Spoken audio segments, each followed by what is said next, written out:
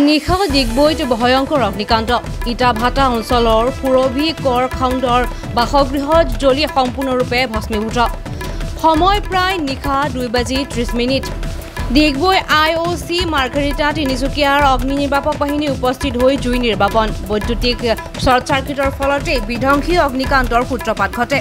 এটি পোহনীয়া কুকুৰ জুইৰ কবলত পৰি মৃত্যু হয় বহু লক্ষাধিক মূল্যৰ সামগ্ৰী জুইত জাহ যায় তিনিবাৰ সাউণ্ড কৰিলে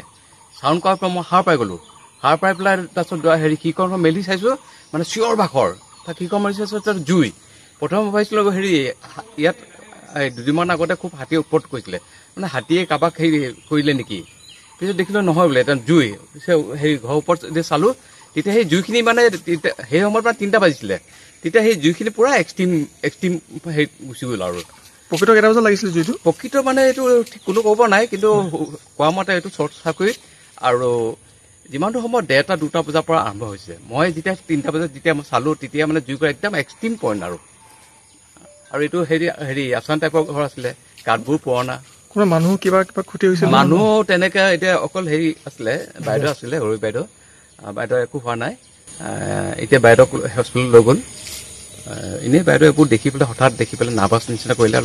অলপ ভম ভম কৰাৰ কাৰণে আমাৰ ৰাইজে হস্পিটেলত লৈ গ'ল এতিয়া আৰু 10-15 মিনিটত ফায়াৰ ব্ৰিগেডৰ মানুহ আহিলে